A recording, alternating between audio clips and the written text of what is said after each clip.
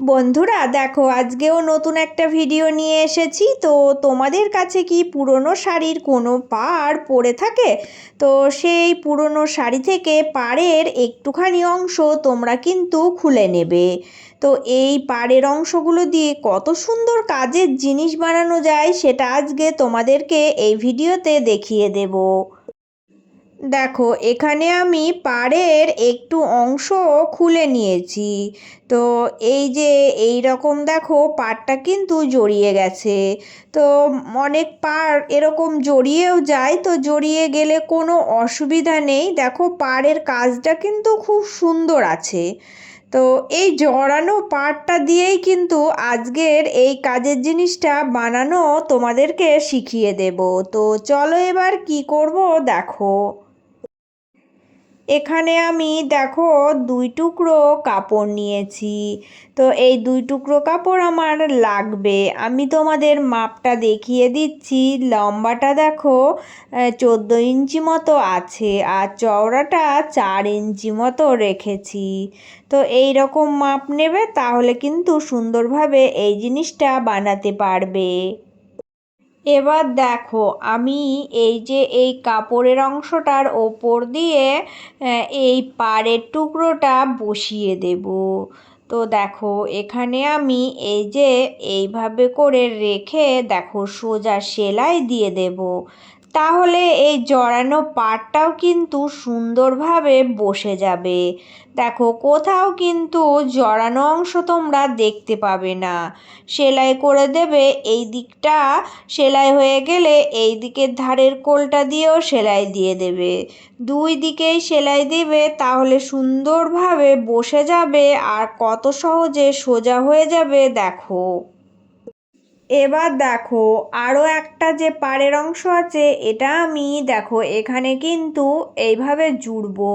মিডিলে 1/2 ইঞ্চি গ্যাপিং রাখতে হবে। রেখে এখান থেকে দেখো সুন্দরভাবে এটাও সেলাই করে সেট আপ করবো। মিডিলে 1/2 ইঞ্চি আমি গ্যাপিং রাখলাম, কারণ এটা একটা সুন্দর ডিজাইন তৈরি হয়ে যাবে। তাই আমি এইভাবে করে সেলাই করে নিচ্ছি। পুরোটাই দেখো আগের মতো এইভাবে সুন্দর করে সেলাই করে নিয়ে এই রকম দেখো সেট আপ করে দিলাম। সেলাই করার পর আর কিন্তু বোঝাই যাচ্ছে না যে এটা জড়ানো ছিল বা পুরনো কোনো শাড়ি থেকে খুলে নিয়েছি। এই সব ছোটোখাটো জিনিসগুলো তো পড়েই থাকে, তো এগুলো ফেলে দেওয়ার থেকে কিছু যদি কাজের জিনিস বানায় তাহলে কিন্তু সকলেরই কাজে আসবে। এবার দেখো, আমি এখান থেকে একটা পাড়ের অংশ নিয়ে নিলাম। নেওয়ার পরে এটা কিন্তু এবার আমি ফিতে দিয়ে মাপ করব।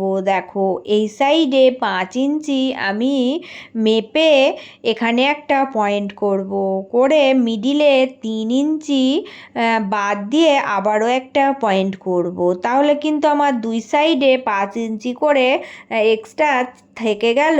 আর মিডিলটা এই যে 3 ইঞ্চি এইভাবে পয়েন্ট করে সুন্দর করে দাগ দিয়ে দেবে। এটা কিন্তু চৌকোনা হয়ে গেল। আর একটা যে আমার অংশ আছে, এই পাটটাকে এই দাগ বরাবর এর ওপর দিয়ে সুন্দর করে বসিয়ে দেবে। দেওয়ার পরে আমাকে পিন আপ করে নিতে হবে, কারণ পিন আপ করা থাকলে আর কিন্তু সরে নড়ে যাবে না, সেলাই করার সময় সুবিধা হবে। তাই আমি এইভাবে দেখো 2 পিন দিয়ে আটকিয়ে দিলাম। এবার সেলাই করার টেকনিকটা তোমাদেরকে দেখিয়ে দিচ্ছি। দেখো, এই পাড়ের এই সাইডে এক্সট্রার কিন্তু একটুখানি আমার কাপড়ের অংশ বেরিয়ে আছে। তো কি করতে হবে দেখো, সুন্দর করে এটা মুড়ে দেব। দিয়ে এই যে এখান থেকে দেখো এইভাবে একটুখানি সেলাই দিয়ে নেব। এখান থেকে সেলাই দিয়ে চারিকোলটা কিন্তু দেখো আমি সেলাই দেব। দিয়ে এই দিকটাও মুড়ে দেব। সুন্দরভাবে এটা চৌকোনা শেপই সেলাই দিয়ে সেটিং করব। তো এইভাবে আমার সেটিং করে নিলেই হয়ে যাবে। এবার দেখো কি করতে হবে। এবার কিন্তু আমার এটা এইরকম চিহ্নর মতো হয়েছে। তো এই কোণার এইটা আর এই দিকের এইটা, এই দুটো এক জায়গায় করে দেখো এক্সট্রা যে 1/2 ইঞ্চি করে আমার সাইডে কাপড় ছিল, তো এই সাইডের কাপড় দুটো ধরে এখান থেকে সুন্দর করে দেখো আমি কিন্তু পুরোটা সেলাই দেব। তো এইভাবে আমি 4টে দিক সেলাই করব। একটা সাইড হয়ে গেলে আরও একটা সাইড এইভাবে ধরবো, ধরে সুন্দর করে কোণা থেকে একদম শেষ প্রান্ত অবধি সেলাই দেব। তো প্রত্যেকটা দেখো দুটো করে কোণা পাবো। এইভাবে আমাকে কিন্তু সবগুলো একই প্রসেসে সেলাই করে 4টে কোণায় জুড়ে নিতে হবে। কত সুন্দর একটা কাজের জিনিস হয়ে যাচ্ছে, তোমাদেরকে দেখাবো। প্রত্যেক দিনের মতো আবারও বলছি, যে সকল বন্ধুরা আমার ভিডিওগুলো সম্পূর্ণভাবে দেখো, বন্ধুরা তোমাদের জন্য রইল অনেক অনেক ভালোবাসা ও শুভকামনা।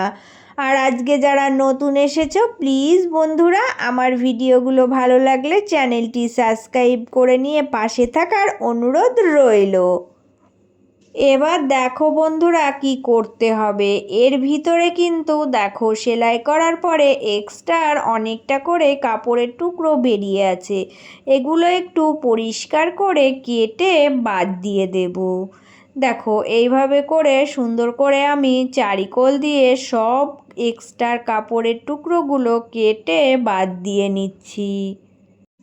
এবার কি করতে হবে দেখো। এবার কিন্তু আমার এই রকম একটা চৌকোনা শেপ দেখো সুন্দর ডিজাইনের জিনিস তৈরি হয়ে গেছে। তো এটাকে এইভাবে রাখবো, রেখে এই কোনাকুনি সুন্দর করে দেখো আমি ওপরের দিকের এক্সট্রা দেখো কাপড়ের টুকরো অনেকটাই অগোছালোভাবে বেরিয়ে আছে। তো এটা সুন্দরভাবে আমি সোজাসুজি কেটে দেব। তাহলে কিন্তু ওপরের অংশটা সুন্দর হয়ে দেখো কাটিং হয়ে গেল। তো এটা এইভাবে আমার রেডি হলো। এবার একটা কাজ কি করতে হবে না, আমি কিন্তু এই যে এই কালারটাই এখানে ব্যবহার করেছিলাম, তো এই কালারের কাপড়টাই নিয়েছি, কারণ যে কালারটা দিয়ে করলাম সেই কালারটা দিলে বেশি ভালো লাগবে। তো এটা আমি দেখো এই যে ভিতরের দিক দিয়ে এইভাবে রেখে একটা কিন্তু চারিদিক দিয়ে সেলাই দিয়ে দেব। পুরোটাই কিন্তু সেলাই দেব, কারণ এই কাপড়টা দিয়ে উপরটা আমি মুখটা মেরে একটা ডিজাইন করে দেব। এবার দেখো, এবার আমি এটা সোজা করে নিচ্ছি, নিয়ে তোমাদেরকে দেখাচ্ছি। এই যে কাপড়ের টুকরোটা জুড়লাম, এটা দেখো কি করতে হবে। এটা কিন্তু এইভাবে করে এই দিকে এনে দেখো সুন্দর করে ভাঁজ দিয়ে এর ওপর দিয়ে সেলাই করে একটা ডিজাইন তৈরি করে নেব। তাহলে কি হবে বলো তো, এটা দেখতেও সুন্দর লাগবে, আর উপরে যে কাপড়ের টুকরো সুতো ফুপি বেরিয়েছিল ওগুলো সব কিন্তু দেখো ঢাকা পড়ে যাচ্ছে। আর এটা সুন্দরভাবে এইভাবে আস্তে আস্তে সেলাই করে দেবে, তাহলে এর ফিনিশিং ভীষণ সুন্দর আসবে। দেখো একটা সুন্দর মতো কিন্তু ডিজাইনও হয়ে যাচ্ছে।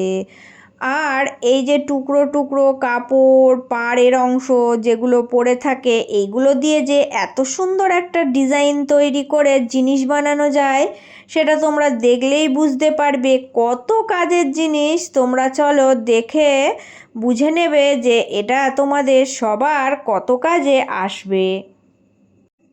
এবার এটা কি তৈরি হয়ে গেল তোমরা বলো তো। দেখো কত সুন্দর একটা পেনদানি কিন্তু এখানে আমি বানিয়ে ফেললাম, তাও আবার এই কাপড়ের টুকরোগুলো দিয়ে। পাড়ের টুকরোগুলো দিয়ে কেন বানালাম বলো তো, কারণ হচ্ছে পাড়ের টুকরোগুলো শক্ত হয়, এটা সুন্দরভাবে এই রকমই থাকবে। তোমরা পেন রেখে দেখবে খুবই সুন্দরভাবে এই রকমই থেকে যাবে। তাই আজকে তোমাদের সহজভাবে আমি এই জিনিসটা বানিয়ে দেখালাম। আমার আজকের এই ডিজাইনটা তোমাদের কেমন লেগেছে বন্ধুরা, সবাই একটা কমেন্ট করে জানিয়ে যেও। আবারও চলে আসবো অন্য কোনো একটা ভিডিওর সাথে। সবাই ভালো থেকো, সুস্থ থেকো।